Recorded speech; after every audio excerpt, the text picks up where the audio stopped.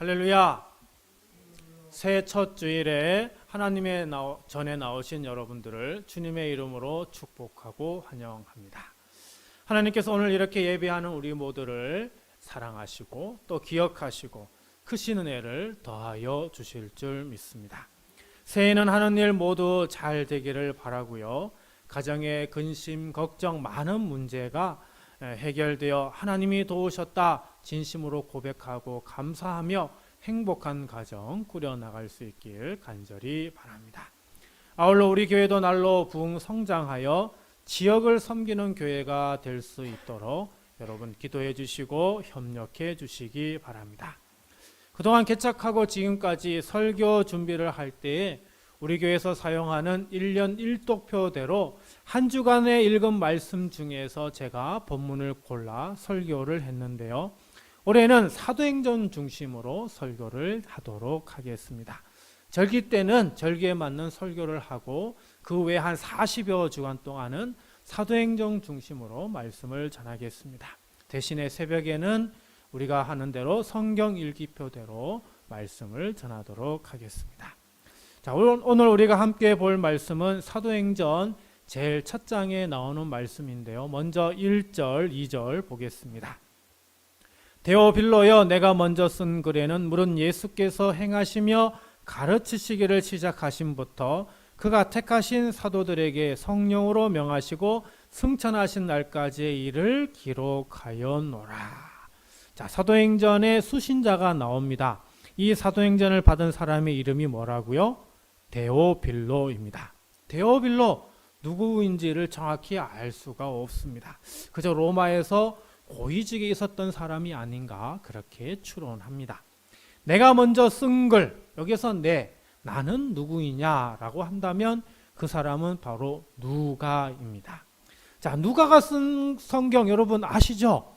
누가 썼어요? 뭘 썼어요? 복음서. 어떤 복음서? 누가 복음서를 썼지요. 그러니까 전에 쓴 글을, 내가 먼저 쓴 글은 누가복음을 이야기를 합니다.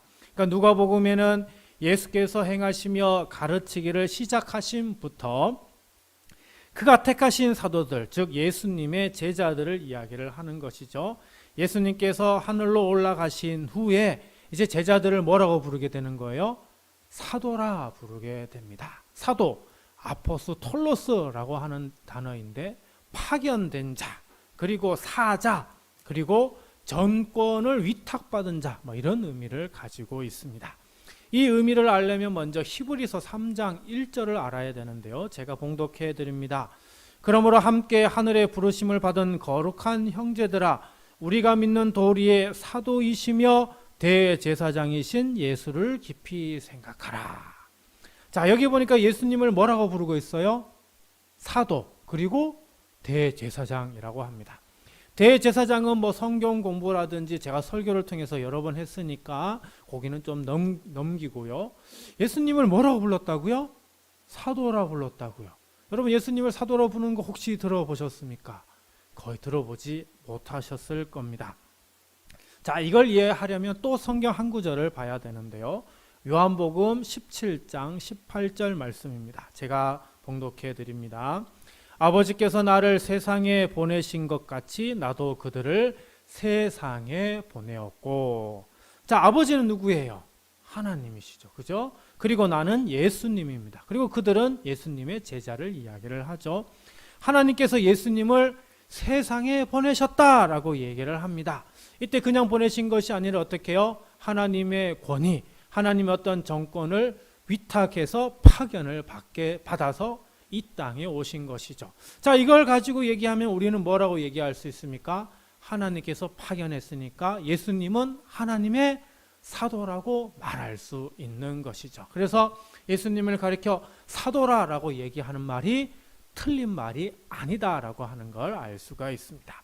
그리고 이제 예수님이 그의 제자들을 어떻게 해요? 세상에 보내었다라고 얘기를 합니다. 예수님께서 제자들을 그냥 보낸 것이 아니라 예수님의 권위, 예수님의 어떤 권한, 이런 정권을 위탁해서 파송을 한 것이죠. 이제 예수님께서 제자들을 이렇게 권한을 주셔서 파견하였으니까 예수님을 그저 제자라고만 부르는 것이 아니라 이제는 뭐라고 부를 수 있다는 거예요? 사도라 칭할 수 있다라고 하는 것입니다. 그래서 이제 예수님의 제자들은 예수님의 사도라 불리게 되는 것입니다. 자, 다시 본문 2절로 와서 성령으로 명하시고, 자, 예수님께서 부활하시고 승천하신 후 제자들이 성령을 드디어 받았음을 이야기를 합니다. 그리고 그 성령님을 통해 예수님의 말씀을 다시 기억하고 또 예수님께서 자신들에게 준 그 사명, 그것을 온전히 붙들고 지키며 그것을 증거함을 이야기를 합니다. 그리고 언제까지요? 승천하신 날까지의 일을 기록하였다. 예수님께서 부활하시고 난 후 하늘로 올라가시기 전까지 며칠 동안 이 땅에 있었다고 얘기하죠? 40일 동안 있었다고 하는데 그 40일 동안의 일을 요약해서 축약해서 기록하고 있는 것, 그것이 바로 누가복음이라고 하는 겁니다. 그러면 사도행전은 처음 시작부터 과연 어떤 이야기를 하고 있느냐? 오늘 우리가 함께 읽은 사도행전, 특별히 3절부터 11절까지 말씀은 누가복음 마지막에 나오는 예수님께서 부활하시고 난 이후 40일 동안 하신 그 일을 아주 간략하게 다시 설명해 주고 있습니다. 그래서 오늘 이 시간에는 예수님께서 부활하신 후 승천하시기 전까지 하신 일, 그리고 하신 말씀을 함께 보는 시간을 갖고자 합니다. 새해 첫 번째 주일에 말씀으로 받기에 좋은 말씀이 아닌가 그렇게 생각을 하는데요. 오늘 말씀을 통해 은혜 받으시고 복되고 귀한 시간이 되길 간절히 바랍니다. 첫 번째로 부활하신 후 예수님은 하나님 나라의 일을 말씀하셨습니다. 우리 3절 말씀 같이 보겠습니다. 그가 고난받으신 후에 또한 그들에게 확실한 많은 증거로 친히 살아계심을 나타내사 40일 동안 그들에게 보이시며 하나님 나라의 일을 말씀하시니라. 그가 고난받으신 후에, 이거는 십자가에 달려 돌아가신 사건을 이야기를 하죠. 그리고 후에 그들에게 확실한 많은 증거로 친히 살아계심을 나타내사 부활하심을 이제 직접 보여주셨다라고 하는 것이죠. 그리고 40일 동안에 뭘 하셨다고요? 하나님 나라의 일을 말씀하셨다라고 이야기를 합니다. 자, 그러면 하나님 나라의 일은 무엇일까요? 성경에서 하나님 나라의 일은 온 세상에 있는 모든 사람들이 하나님의 구원에 들게 하는 것이라 그렇게 이야기를 합니다. 그래서 이것을 구체적으로 말씀하고 있는 구절이 바로 8절 말씀이죠. 우리 8절 말씀을 같이 봅니다.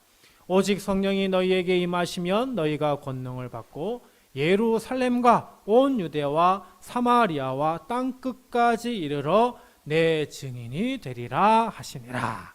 자, 온 세상이 하나님의 구원에 이르도록 복음, 즉 예수 그리스도를 증거해야 함을 말씀하고 있습니다.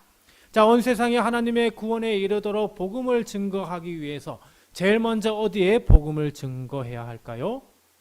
예루살렘입니다. 왜 예루살렘을 먼저 예수 그리스도를 증언해야 될까요? 예루살렘에는 뭐가 있죠? 하나님의 성전이 있습니다. 예루살렘에 하나님의 성전이 있다는 것은 바로 예루살렘이 하나님 신앙 중심이 되는 곳임을 이야기를 해주고 있습니다. 따라서 하나님의 성전이 있는 이곳 예루살렘에서 하나님의 아들이신 예수님을 증거하는 것은 당연하다라고 이야기를 할 수 있습니다.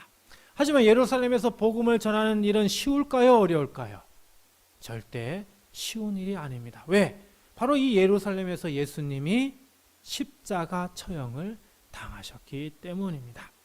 예수님께서 돌아가신 곳이 바로 예루살렘입니다. 그리고 여전히 예수님을 믿는 추종자들, 예수님을 따르는 제자들을 잡으려고 하는 사람들이 아직 많이 있습니다. 그러니 제자들이 이 예루살렘에서 예수님 복음을 증거하는 일은 목숨이 위태로운 일이요, 안전을 보장할 수 없는 일입니다. 하지만 그런데도 예수님은 예루살렘에서 먼저 복음을 증거할 것을 말씀하고 있습니다. 그리고 또 어떻게 해요? 온 유대에 주님을 증언하라라고 얘기합니다. 온 유대는 뭘 얘기합니까? 이스라엘 같은 민족이 살고 있는 지역을 이야기를 하는 것이죠. 다시 말하면 같은 민족, 같은 사람, 그리고 가까운 사람에게 복음을 먼저 증거해야 함을 이야기를 합니다. 내가 신앙을 가졌다면 가장 먼저 가까운 사람에게 복음을 전하고 싶을 것입니다. 나의 가족에게, 나의 집안 사람에게, 그리고 나와 친한 친구들에게, 그리고 나와 함께 일을 하는 직장 동료들에게 복음을 증거할 것입니다. 그리고 우리가 수시로 만나는 이웃들에게 또한 복음을 증거할 것이죠. 바로 이런 사람들이 뭐예요? 온 유대 사람이라고 이야기를 할 수 있는 것입니다. 그리고 그 다음에 어디에 복음을 전해야 된다고 얘기합니까? 사마리아에 복음을 전해야 한다라고 합니다. 사마리아는 유대 민족과 사실은 매우 가까운 사이입니다. 지금은 마치 원수처럼 지내고 있지만 사실은 가장 가까운 친척이라고 이야기할 수 있죠. 왜냐하면 이스라엘이 나라가 둘로 나눠질 때 남유다가 있고 북이스라엘이 있고, 북이스라엘은 10지파가 함께 뭉쳐서 신앙생활을 했기 때문입니다. 바로 이 북이스라엘 수도가 어디냐?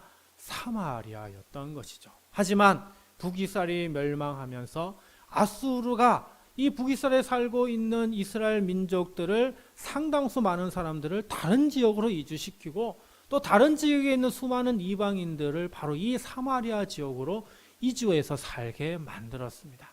이로 인해서 사마리아에는 순수한 혈통을 가진 이스라엘 사람들은 이제 거의 없게 되고, 이제 이방 사람들과 함께 살다 보니까 어떻게 해요? 서로 함께 관계 맺고 서로 결혼하다 보니 혼혈 민족이 되고 만 것입니다. 혼혈 민족이 되면서 그들의 신앙도 어떻게 해요? 변질되게 되었고 이방의 종교를 믿게 되었습니다. 그러니 사마리아에는 순수한 유일하신 하나님 신앙을 가진 사람들을 이제는 거의 찾아볼 수 없게 된 것입니다. 이로 인하여서 유다와 그리고 사마리아는 이제 서로 좋은 관계를 맺지 못하고 서로 원수지간이 되고 만 것입니다. 예수님은 바로 이런 원수처럼 여겨지는 사마리아에도 복음을 전하라 말씀합니다. 예수님은 사마리아에 가서 복음을 전하셨습니다. 예수님께서 원수처럼 지내고 있는 그 사마리아 사람들에게 복음을 전했던 것처럼 예수님의 제자들도 바로 사마리아에 가서 복음을 전하라 말씀하였던 것이죠.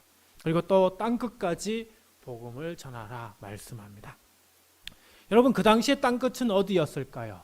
그 당시의 땅끝은 유럽의 가장 서쪽 끝에 있는 지금의 스페인 지역을 이야기를 합니다. 그래서 예수님의 제자 가운데 사도인 야고보가 바로 이 지역에 가서 복음을 전하였습니다. 지금은 여기가 스페인의 순례자의 길이 되었습니다. 우리나라에서 그 연예인들의 그 예능 프로 있잖아요. 거기에서 뭐 밥을 하고 숙박하는 그 프로를 만들어 가지고 대박이 났고, 지금은 우리나라의 많은 사람들이 그 순례자의 길을 다니면서 한 뭐 일주일, 뭐 20일, 40일 동안 순례자의 길을 가는 그런 분들이 많아졌습니다. 바로 이 길이 누가 다닌 길이냐 하면 사도 야고보가 다닌 길입니다.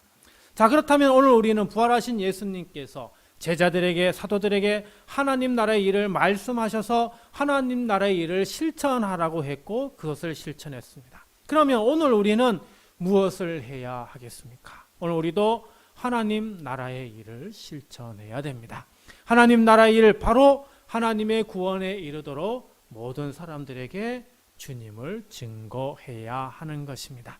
먼저는 우리가 가깝게 지내는 사람들에게, 가족에게, 친구에게, 직장의 동료들에게, 그리고 이웃들에게 우리는 복음을 전해야 합니다. 그리고 심지어는 우리를 미워하는 사람, 또 내가 미워하는 그 사람에게조차도 우리는 복음을 증거할 수 있어야 합니다. 그리고 더 나아가 우리는 수많은 이방인들에게, 이웃 다른 나라의 사람들에게도 복음을 증거해야 됩니다. 그래도 우리가 감사한 것은 우리 지역에 다른 나라에서 와서 일을 하는 사람들, 다른 지역에서 와서 우리 이 지역에서 살고 있는 이방인들, 외국인들이 참 많이 있습니다. 그래서 굳이 멀리까지 가서 복음 증거해도 되지 않고 할 필요 없이 바로 우리 지역에서도 우리 이방인들에게, 다른 이웃 나라 사람들에게도 복음을 증거할 수 있게 되었습니다. 여러분, 2024년이 바로 이런 해가 되기를 바랍니다. 하나님 나라의 일을 하는 해가 되기를 바랍니다.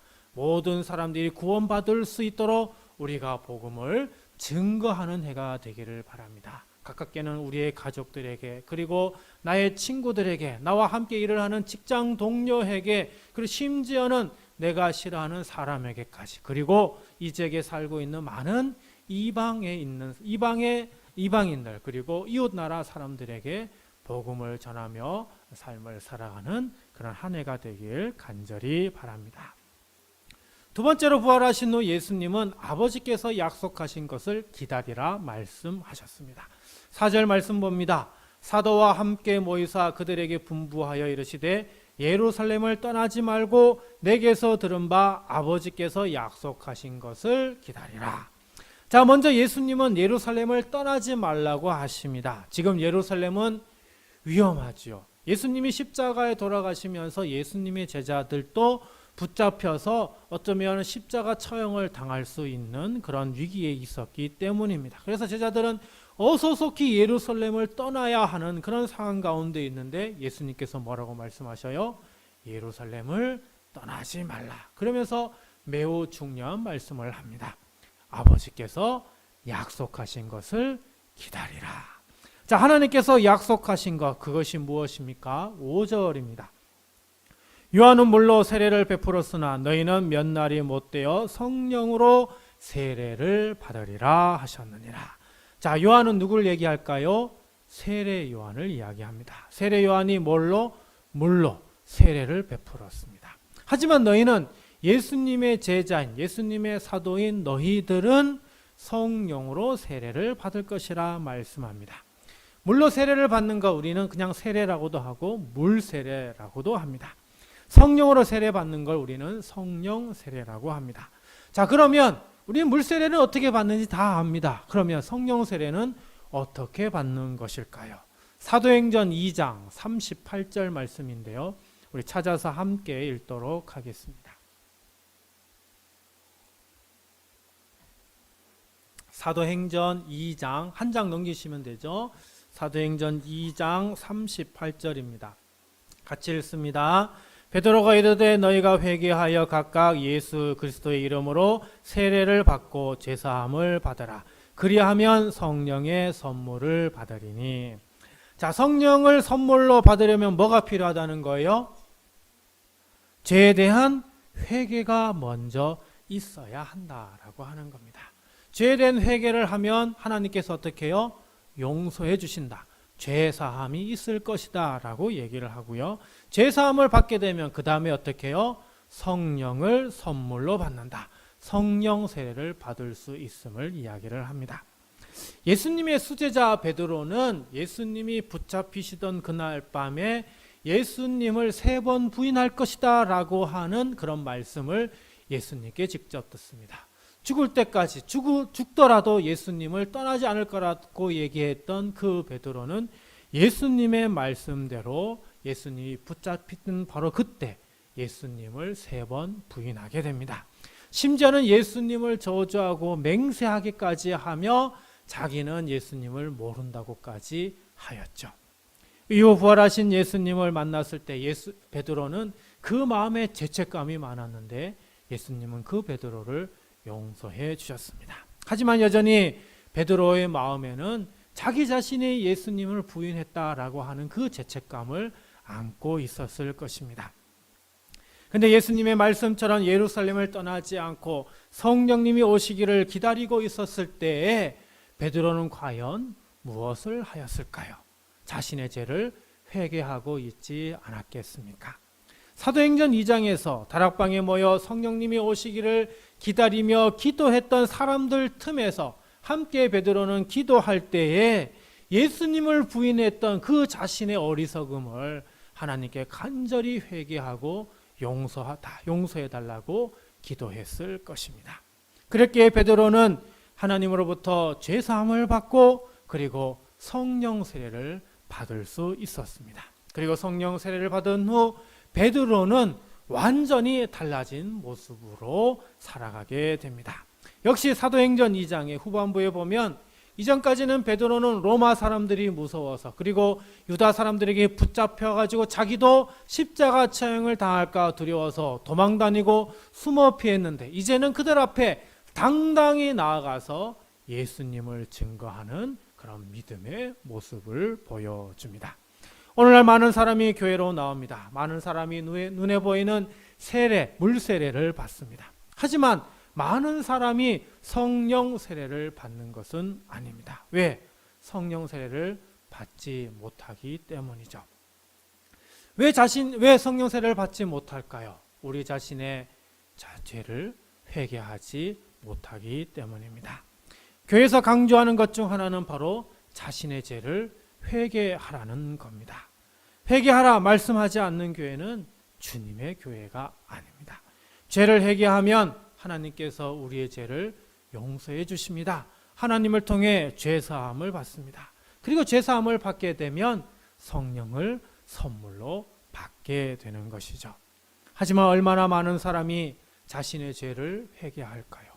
얼마나 많은 사람이 하나님으로부터 그 죄사함을 받을까요? 그리고 얼마나 많은 사람이 성령 세례를 받을까요? 저는 우리 교회에 나오신 모든 분이 성령 세례를 받기를 기도하고 있습니다. 사랑하는 성도 여러분, 성령 세례를 사모하시기 바랍니다. 그래서 먼저 하나님께 우리의 죄와 허물을 아뢰고 용서해 달라고 간절히 기도하시기 바랍니다. 그래야 할 때 하나님께서 우리의 죄를 용서해 주시고 우리에게 죄사함을 허락하여 주실 것입니다. 더 나아가 우리에게 성령님을 선물로 허락하여 주실 것입니다. 하나님 앞에 온전히 우리의 죄를 아뢰시고 그리고 죄사함을 받으시고 성령을 선물로 받으시는 그런 올 한 해의 삶을 살아갈 수 있길 간절히 바랍니다. 마지막 세 번째로 부활하신 후 주님은 다시 오신다 말씀합니다. 예수님께서 마지막 말씀 내 증인이 되리라 하신 후 제자들이 보는 가운데 예수님은 하늘로 올라가셨습니다. 9절입니다. 이 말씀을 마치시고 그들이 보는 데 올려져 가시니 구름이 그를 가리어 보이지 않게 하더라.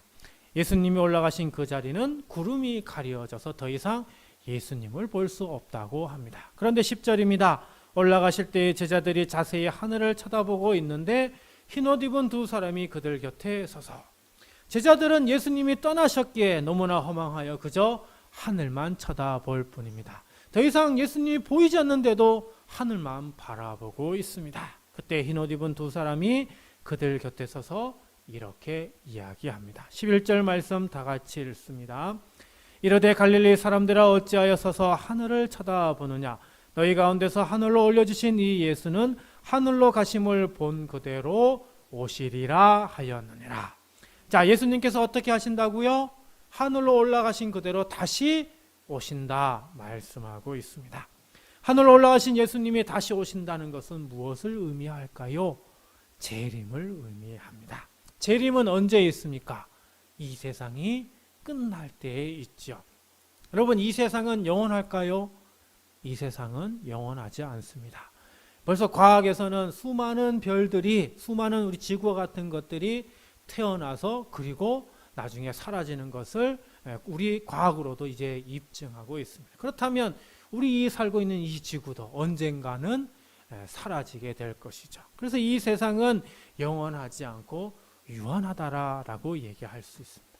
이 유한한 세상에서 우리 인간의 삶은 얼마나 짧은지 모릅니다. 즉 이 세상은 영원하지 않습니다. 하지만 우리 주님은 영원하신 분입니다. 그리고 하나님의 나라는 영원한 나라입니다. 이 세상이 끝날 때 우리 주님은 다시 오십니다. 그러므로 우리는 다시 오실 주님을 기대하고 맞을 준비를 해야 되죠. 우리가 작년 12월 대림절 기간 동안에 우리가 어떻게 보냈습니까? 이 땅에 아기 예수님으로 오셨던 그 예수님을 기쁨으로 맞을 준비를 하였고요. 다시 오실 주님, 재림으로 오실 예수님을 기대하며 맞을 준비를 하는 그 기간으로 우리는 보냈습니다. 이처럼 우리는 주님을 영접하고 성령 세례를 받아 주의 사명을 감당하는 성도로 삶을 살아가면서 다시 오실 주님을 맞을 준비를 해야 하는 것입니다. 그런데 여기서 우리가 생각해야 할 것이 있습니다. 예수님의 재림은 단지 이 세상 정말 언제 끝날지 모르는 그때까지를 이야기를 하는 것일까? 그렇게만 해석할 수는 없다라고 하는 것입니다. 세상 종말은 또 다르게 얘기하면 우리가 이 세상에서 마지막 숨을 거두는 그때를 이야기하기도 하는 것이죠. 우리의 죽음은 이 세상에서의 삶의 마지막입니다. 우리의 죽음은 이 세상에서의 삶의 종말이기도 합니다. 하지만 우리의 죽음은 이 세상에서 끝일 수는 있지만 하나님 나라에서는 새로운 시작인 것이죠. 왜? 우리 주님이 다시 오셔서 우리를 하나님의 나라로 인도해 주시기 때문입니다. 그러므로 재림 예수님은 단지 이 세상에서 어떤 종말이 아닌 우리 인생의 끝으로 보는 것도 바람직한 것이 되는 것이죠. 그런데 문제는 우리의 죽음이 언제 올지 아무도 모른다라고 하는 겁니다. 태어난 시기는 명확히 알 수 있어도 죽음의 시기는 제각각이기 때문이죠. 갓난아기 때 죽을 수 있고 젊을 때 죽을 수 있고 한참 일할 나이에 죽을 수도 있고 충분히 장수한 후에 죽을 수도 있습니다. 문제는 우리가 그 시기를 우리 그 어느 누구도 알 수 없다는 겁니다. 그러므로 우리는 다시 오실 주님을 언제나 항상 맞을 준비를 하며 깨어 있어야 합니다. 주님을 만나려면 아직 멀었다는 생각을 가지고 지금은 더 자유롭게 놀고 내가 누리고 싶은 것 마음껏 누리고 내가 갖고 싶은 것, 내가 욕심내고 싶은 것, 내가 탐욕하고 싶은 것, 그리고 내가 나쁜 짓 하고 싶은 것, 이런 것을 다 하면서 놀다가 어느 정도 나이가 들어서 이제 내가 하나님 곁으로 갈 때가 다 되었구나. 그때 이제 돌이켜서 하나님 신앙 잘하면서 주님을 맞을 준비를 한다는 것, 이렇게 할 수는 없다라고 하는 것입니다. 사랑하는 성도 여러분, 인생은 짧습니다. 우리 주님을 만날 날이 아주 멀리 있는 것이 아닙니다. 그러므로 깨어 우리 주님을 붙드시고 성령 세례를 받아 하나님 나라에 힘쓰시면서 주님이 다시 오실 것을 기대하며 준비하는 우리 모두가 되어야 합니다. 이런 2024년의 삶을 살아가는 저와 우리 모두가 되길 간절히 바랍니다.